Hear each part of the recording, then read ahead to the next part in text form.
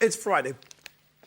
And I love crisps. Now, today's Jackanory Jr. story is being read by Angela, and it's all about a Monster Crisp-Guzzler. Sounds familiar?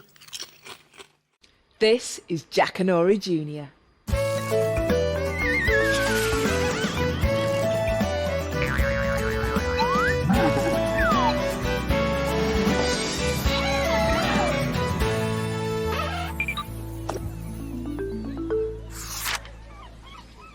Hello, I'm Angela, and this is the story of a little girl called Meera Morris. It's about what happened on her first day at school when she met the Monster Crisp-Guzzler. This is me, Meera Morris, and this is Miss Porter, my teacher. She looks quite ordinary, doesn't she? But she's not a bit of it. She has a secret, and I know what it is. On my very first day at my new school, I sat next to Hannah, who was very friendly. So what's Miss Porter like? I whispered. Hannah looked around. She's great, Hannah replied. but watch out. Sometimes she can be a bit of a dragon. And for some reason, Hannah and Josie and Nicole and all the others around me burst out laughing. What's so funny? Miss Porter called across the classroom. Nothing. The laughter stopped at once. Hannah, Josie, Nicole and I sat at our table just as the mid-morning bell sounded.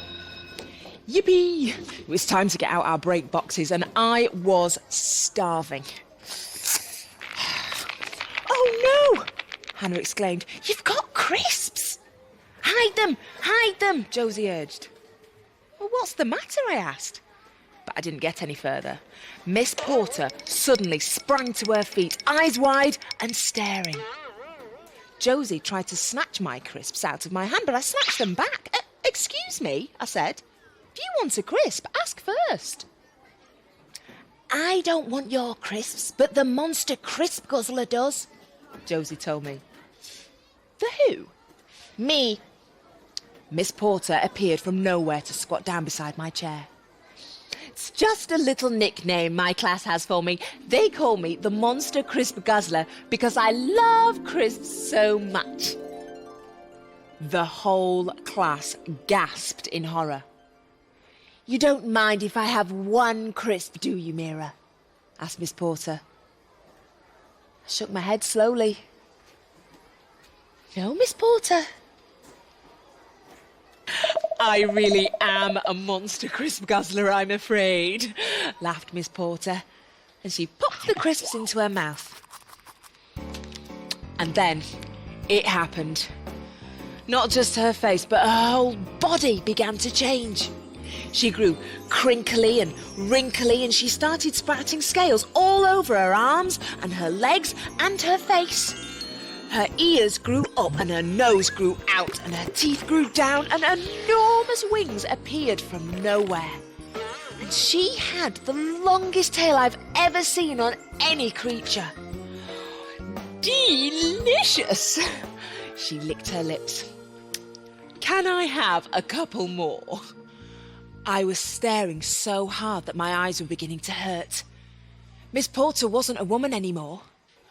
My teacher had turned into a dragon.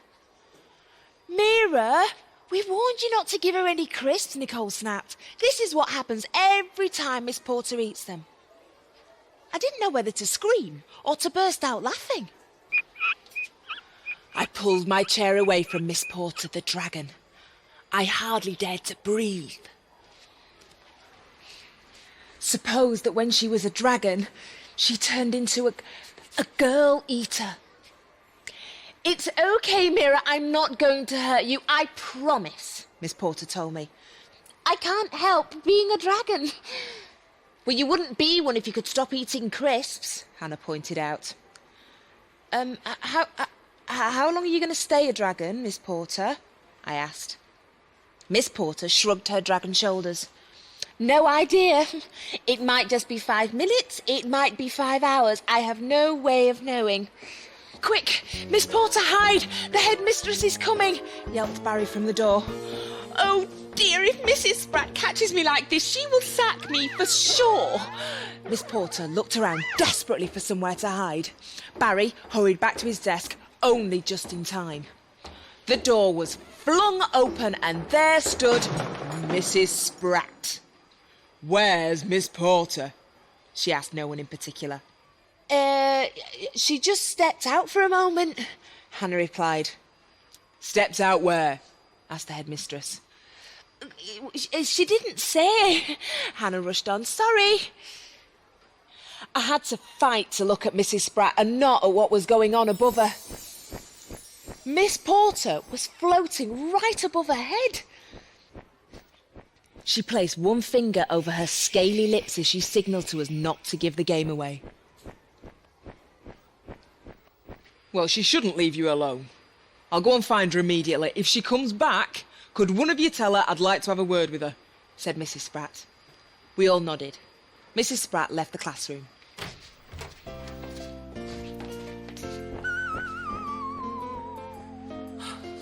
Miss Porter floated down from above the door, her tail uncurling.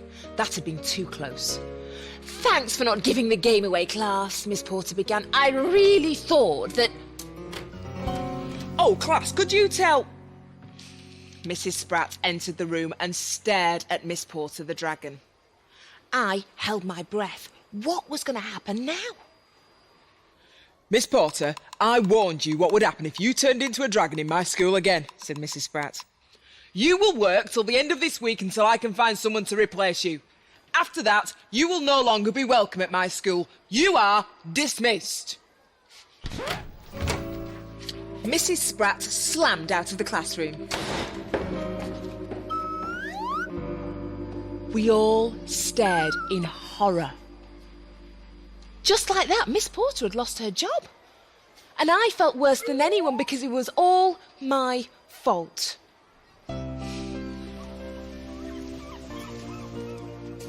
The rest of the week flew by, and we didn't want it to. Even the prospect of a school trip to Ramsden Bay by the seaside on Friday couldn't cheer us up. Everyone was very aware that Friday was going to be our last day with Miss Porter. We got a surprise when we all climbed into the coach on Friday morning. Mrs. Sprat, the headmistress, was our driver. I've decided to come with you to make sure that none of you, she turned to glare at Miss Porter as she said it, none of you gets up to any mischief. And with that, we set off. When we got to Ramsden Bay, the beach and the sea couldn't have been more perfect.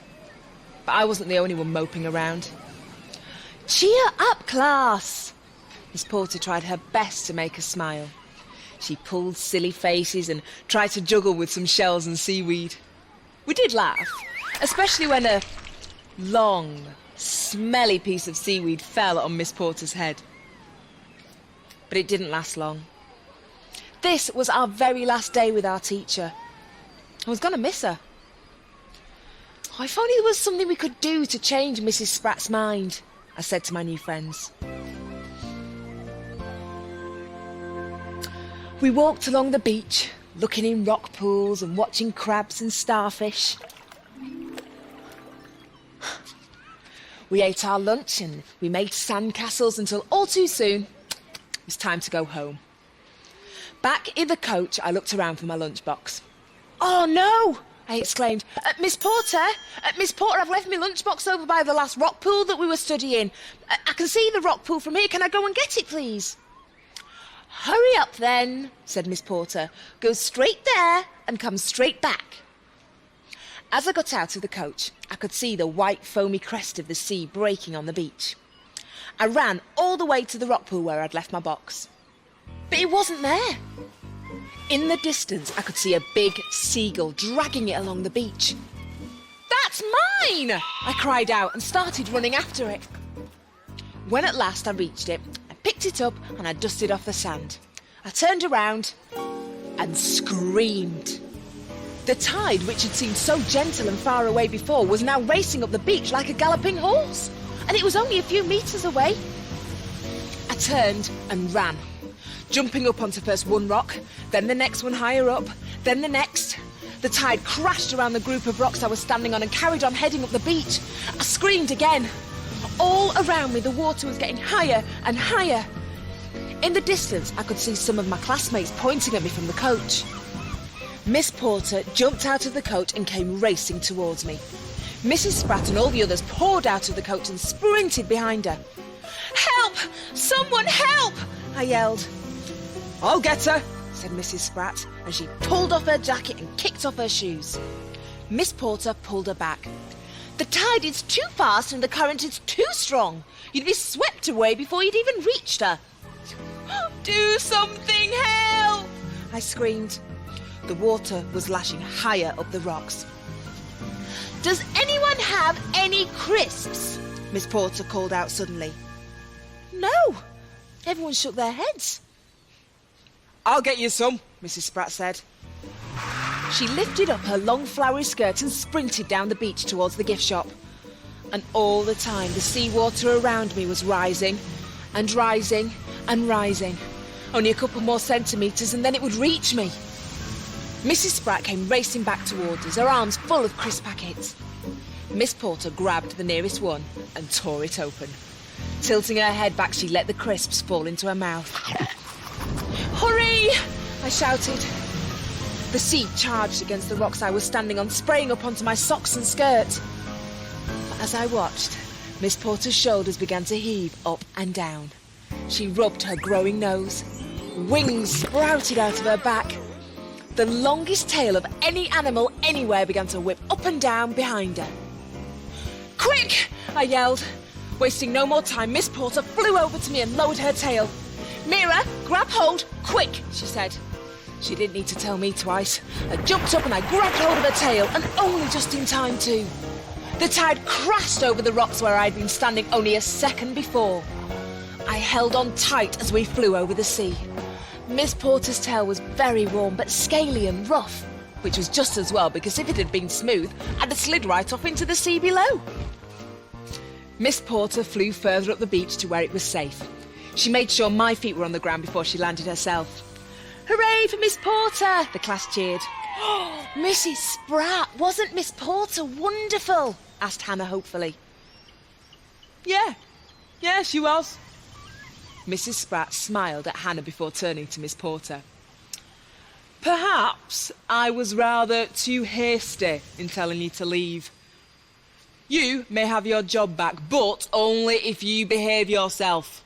All right, no more turning into a dragon during school hours. No more crisps, promise?" I promise, said Miss Porter, adding under her breath, I promise I'll try. Miss Porter, can I have a ride, please? Barry pleaded. I don't think Mrs. Spratt would be too happy about that, said Miss Porter. "Well, we've got about 30 minutes before we have to set off, so why not?" Mrs. Spratt surprised us all by saying. Miss Porter gave everyone in the class a ride on her back, over the sea and along the beach, until the crisps wore off and she turned back into our teacher. By the time we got back to the coach, we'd all had the most wonderful time ever. We sang songs all the way home. Even Mrs. Spratt joined in. It was terrific. I didn't mind getting wet if it meant Miss Porter could still be our teacher. Miss Porter had a secret that only the others in my class and the headmistress knew. And that was the way it was going to stay. So, watch out for crisp guzzling teachers, won't you? See you later.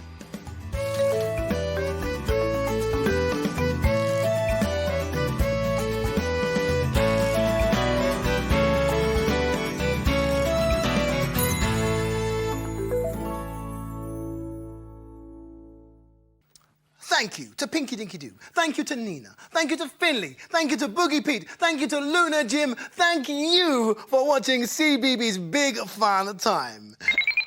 Oh, yeah, okay, calm down, of course. Thank you as well, BB baby. It wouldn't be the same without you. Now, if, like me, at the end of Big Fun Time, you're feeling very, very tired, you are definitely in the right place, because coming up soon is Chris and Boy for the bedtime hour. So that just leaves Beavertron and me to say good night. See you tomorrow for more Big Fun.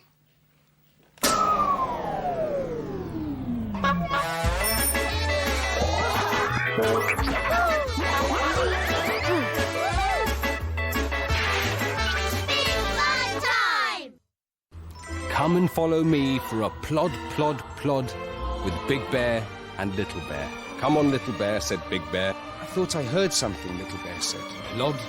Plod. I think it's a plodder. Follow us into the world of Big Bear and Little Bear next Friday at 5:45 on CBeebies. Look what's happening, Chris. The sun's going down. Goodbye, sun.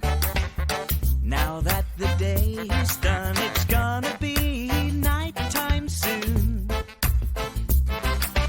Goodbye, sun. We'll have more fun tomorrow. Now it's time to say hello, moon. Goodbye, sun. Hello, moon. All this week on CBeebies, we've been painting planets. Let's dim the lights and take a closer look. I hope I can remember. Stay firmly on planet Earth, because it's time to go to the library to see Jelly and Jackson and all the story makers.